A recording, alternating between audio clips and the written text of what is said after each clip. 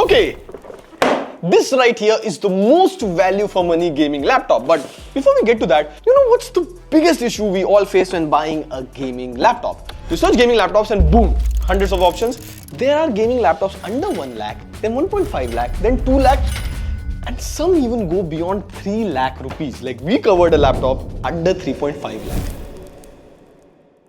So how much should you exactly spend? So to figure that out, I've got two gaming laptops from HP. This is one, this is two. They sit in different price segment, so we'll get to the pricing in some time, but both of them have the latest NVIDIA GeForce RTX 50 series GPU, and as per NVIDIA, this GPU could be a game changer.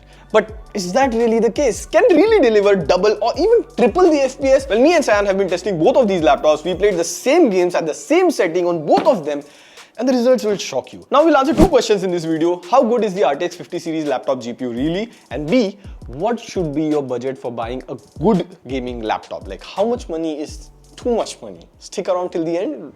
Let's go gaming.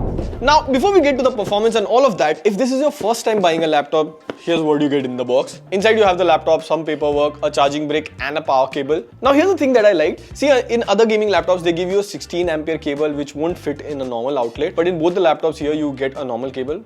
Kudos to HP for that. Now, before we get to the juicy performance part, there are three outstanding things about this laptop.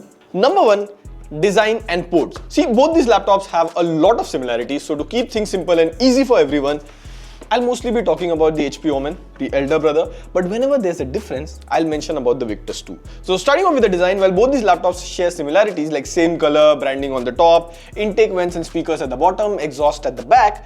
There are slight differences. Like Omen has two extra exhaust vents on the side and it's also got ports on the back, which I personally like. It looks like a very clean desk setup. Coming back to the ports, on the back you have a USB-A 10 Gbps port, HDMI 2.1, an Ethernet jack and the power connector. Now on the left you have another USB-A port, this is 5 Gbps, and a Type-C port that supports display out and PD charging along with a headphone jack. And again on the right you get more ports. You have a USB-A port. Now the HP Victus also has all the ports, but they are positioned on the left and right instead of the back. Now one key difference in design between these two is the HP Victus has one zone RGB backlight, whereas the Omen has 4 zone RGB lights, so you can individually customize each zone. Like I can have this portion as red and then I can have this portion as blue. So more gamery vibes. Yay! Yeah. And since we are on the subject, both of these have really nice keyboard. Most of the time was spent writing scripts for my video, and in that regard, these laptops are pretty solid. The key travel, the keycaps, and the overall experience is good. Plus, these are full-size keyboards, so you also get the number pads over here, which is useful if you game or you do entry in Excel sheet. Coming to the trackpad, this is an interesting one. While the size, gesture support both is fine, I kind of preferred the trackpad on the Victus. Not that Omen is bad or anything, but I personally found Victus trackpad to be more smooth to the touch. Coming to the display, this is where you will start seeing where the extra money is being spent. Well, both panels are anti-glare, IPS panel, minimum bezels with very nice color production, like watching movies, both are pretty good. The affordable Victus has a 15.6-inch 1920 by 1080p 144Hz refresh rate display. Also, it's got 300 nits peak brightness, which is sufficient for indoor scenarios. The premium Omen has few extra bells and whistles. It's got a bigger 16-inch 2.5K 240Hz refresh rate display, plus there's low blue light which could help with eye strains, and it's got 500 nits peak brightness which should be good for indoors, and at the same time if you're sitting beside a bright window or if your office has very bright lighting, the display is bright enough. Also for better multitasking, you have a more wider screen, and for esports title like Rocket League and all of that, you can take advantage of the 240Hz refresh rate, and for their respective prices, I would say both are actually good. Now, performance is the thing that we have been waiting for. The biggest interesting thing about these laptops are the GPU. See, both of these come with NVIDIA GeForce RTX 50 series chip. Like you get 5050 in the Victus and 5060 in the Omen. These are based on the new Blackwell architecture with 5th gen tensor cores and 4th gen ray tracing cores. But the highlight thing here is DLSS 4.0. Like let me demonstrate. Left is Victus, right is Omen. GTA 5 with everything set to ultra. These are the FPS. Now, if I turn on DLSS, it just supercharged the FPS. And that's not all. In select games like Battlefield 6, you can do 2 times, 3 times, or even 4 times multi-frame generation. Like this is at 1080p on Victus. You can clearly see the increase in the frames per second, and we ran the same test on Omen. This is set to 1080p. Higher the multiplier, higher the FPS. Now this is the same test, but set to 2.5K. Again, see at 4x, the FPS is very playable. Let me explain what's happening here. See, NVIDIA with their RTX 50 series card introduced DLSS 4.0, and there's something called frame gen here. So if I turn this setting on and set it to 4x, For every single frame in the game, the AI will generate 3 additional frames, which in my opinion is a game changer, especially for budget cards like 5050. See in Cyberpunk, the visuals, reflections and all is looking photorealistic, that's ray tracing and everything maxed out. We are getting around 41 FPS. Which is normal since ray tracing is very demanding on the GPU, but keeping the same visual settings. But as soon as we turn on frame gen,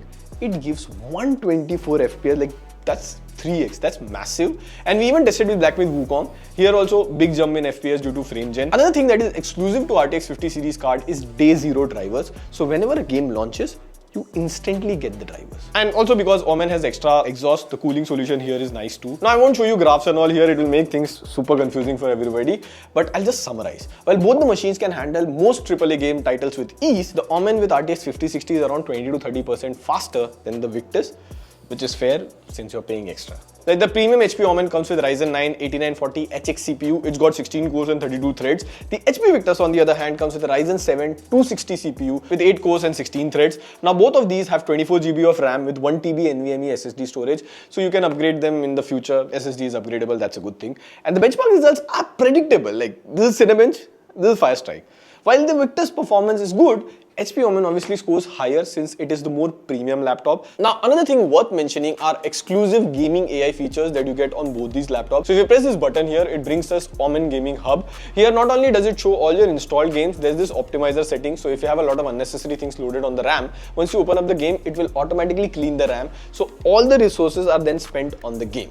Then there's this Omen AI setting. So if you have a supported game installed, like I have Counter-Strike 2 here, it automatically applies the best settings. So you don't need to individually fidget all the options in the graphic settings, you will automatically get the best FPS. Also, there's NVIDIA Reflex for games like Counter-Strike, which reduces latency. And here's a fun little addition that Windows has added. So if you're playing a game and hit Windows plus G, you'll get this. You can see the FPS and all of that, but check this. Now you have a floating browser. So if I'm stuck on a particular level, I can simply have the game open and see a video like this. I don't need to switch apps, watch the tutorial on YouTube and then come back to the game. I can do it on the floating window and solve the level simultaneously.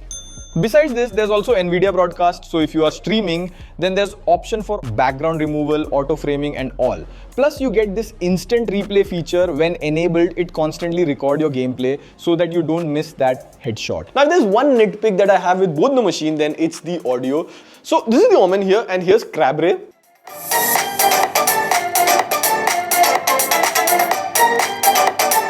The sound is decent, there's no bass, and here's the culprit. See, the speakers are placed at the bottom, so every time you keep it on the sofa, the audio will get muffled.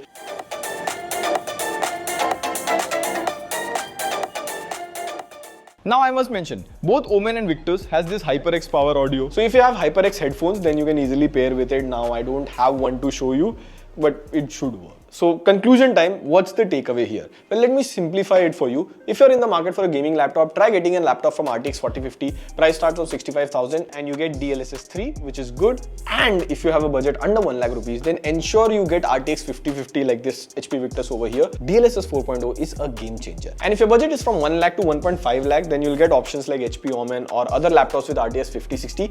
Just ensure the TGP is not underclocked. For that, you'll have to check the official website, but do that. You'll thank me later. I hope this video was helpful. Let us know in the comment section which laptop should we cover next, and I'll see you in the next one. This is Pratik signing off. Pew pew pew. Also, I have a bit of sore throat, cold and fever, so the sound is coming from my nose. I'm sorry.